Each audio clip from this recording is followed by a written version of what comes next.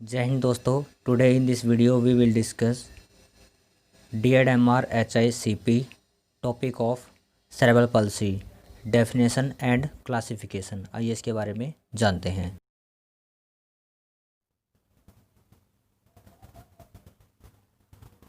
अब जानते हैं CP यूनिट 2.1 2 3 4 5 इनकम्प्लीट यूनिट के बारे में इस वीडियो में हम डिस्कस करेंगे कि किस प्रकार से सेरेब्रल पल्सी होती है, उसकी डेफिनेशन क्या है, उसके जो अर्ली आइडेंटिफिकेशन है वो पॉइंट्स और उसका मैनेजमेंट किस प्रकार से करते हैं, ये सब जानकारी हम इस वीडियो में प्राप्त करेंगे।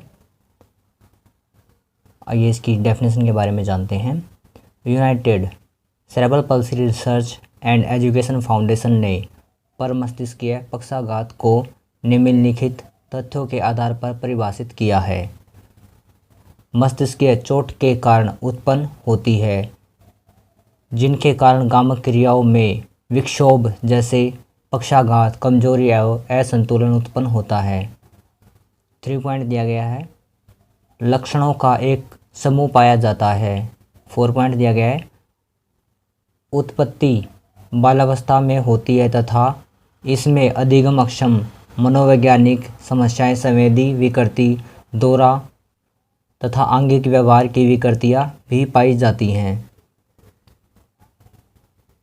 इन तथ्यों के अतिरिक्त परमस्तिष्कीय पक्षाघात अक्रमिक, स्थिर एवं जैविक चिकित्सा के प्रति दृढ़ होता है। ये यहाँ पर इसकी डेफिनेशन के बारे में बताया गया था कि किस प्रकार से जो CP है बच्चे को इफेक्ट करता है, कि बच्चे के अंदर असंतुलन की कमी हो जाती है, देखने को मिलती है, कमजोरी होती है, उसके अंदर लक्षणों का जो समूह है वो पाया जाता है। जो बालावस्था में ही उसके अंदर जो रुकावट है, बाधाएं हैं, वो देखने को मिल जाती हैं। बच्चे के अंदर जो अस्थि विकार है वो उत्पन्न हो जाता है। अब जानते हैं इसकी एक डेफिनेशन दी गई है, आइए उसके बारे में। परमस्तिष्कीय पक्षाघात एक जटिल अप्रगतिशील अवस्था है जो बालक की परिपक्वता से पहले हुई मस्तिष्कीय अस्थि के कारण उत्पन्न होती है, जिसके फलस्वरूप मांसपेशियों में सामंजस्य की कमी तथा अन्य गामक अपंगता हो जाती है। इसके बावजूद भी संरचना तथा शरीर की स्थितियों तथा उससे जुड़ी समस्याओं को थोड़ा सुधारा जा सकता है। ये इसकी यहाँ पर डेफिनेशन दी गई है। आइए इसके बारे में आगे जानते हैं। Causes of cerebral palsy. प्राय परमस्तिष्कीय पक्षाघात के मुख्य कारण गर्भावस्था से जुड़े होते हैं। जिस समय शिशु गर्भ में पल रहा होता है, परमस्तिष्कीय पक्षाघात के निम्नलिखित कारण हो सकते हैं। आइए इनके बारे में जानते हैं कि कौन कौन से कारण हैं जो बच्चे को इफेक्टेड कर सकते हैं।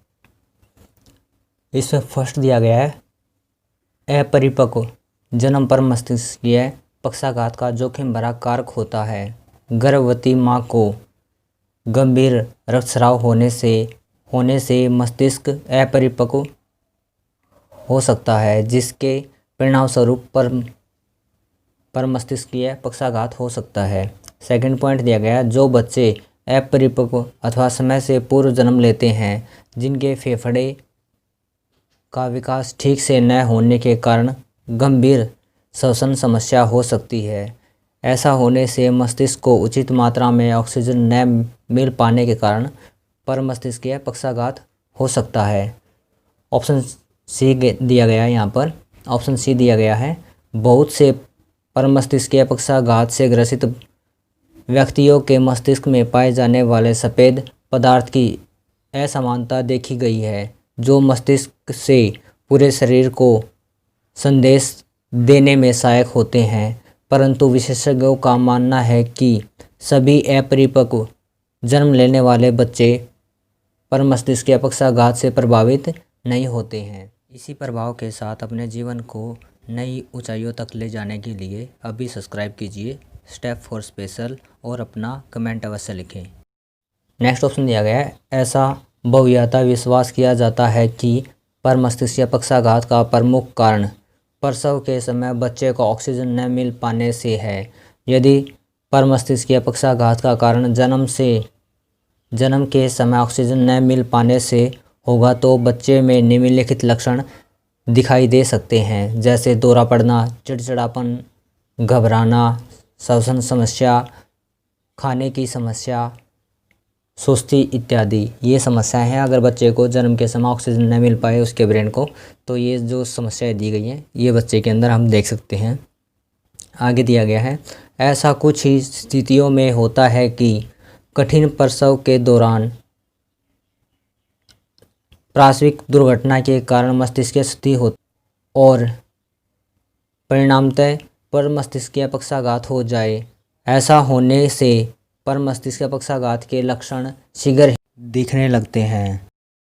अब यहाँ पर बताया गया कि अगर डिलीवरी के समय बच्चे के साथ कोई दुर्घटना हो जाती है तो उसकी वजह से जो पर मस्तिष्क पक्षाघात होता है, जो सेरेब्रल होता है, वो लक्षण बच्चे के अंदर जल्दी ही देखे जा सकते हैं, यहाँ पर बताया गया है।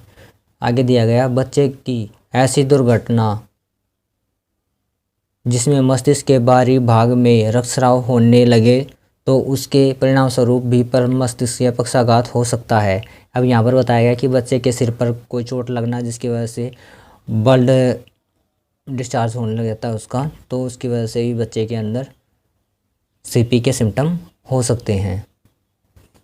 आगे दिया गया है, पर मस्तिष्कीय पक्षाघात के उपरोक्त सभी कारणों के उपरांत भी तमाम ऐसे कारण होते हैं जो अभी भी अज्ञात हैं। इन कारणों का पता लगाना अभी भी बड़ी चुनौती बनी हुई है। अब यहाँ पर बताया गया कि जो उपरोक्त अभी हमने डिजीज पढ़े हैं जिनकी वजह से बच्चे को सीपी हो सकती है, इनके अलावा भी बहुत सारे ऐसे कारण हैं जिसकी वजह से बच्चे को सीपी का केस हो सकता है या फिर इस प्रकार की समस्या हो सकती है जिसकी अभी तक जांच भी या फिर पता भी नहीं लग पाया है उनके बारे में।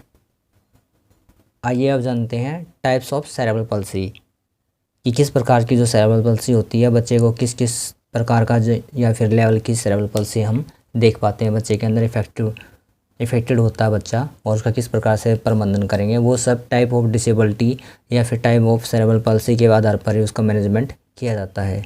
सबसे पहले ज़रूरी है कि बच्चे के अंदर जो टाइप ऑफ डिसेबिलिटी है, टाइप ऑफ सेरेब्रल पल्सी है, उसको समझे ताकि उसके बाद ही उसका प्रबंधन और मैनेजमेंट के लिए स्टेप उठाया जा सके। अब इसमें दिया गया, इस अवस्था का वर्गीकरण करने की कई पद्धतियां हैं। इसका वर्गीकरण करने के लिए अलग अलग संदर्भ तथा निष्कर्ष हैं, जिनके अनुसार पर मस्तिष्कीय पक्षाघात का वर्गीकरण निम्न प्रकार से किया जा सकता है। आइए इसमें जानते हैं। फर्स्ट दिया गया है, तीव्रता के प्रमाण के अनुसार वर्गीकरण।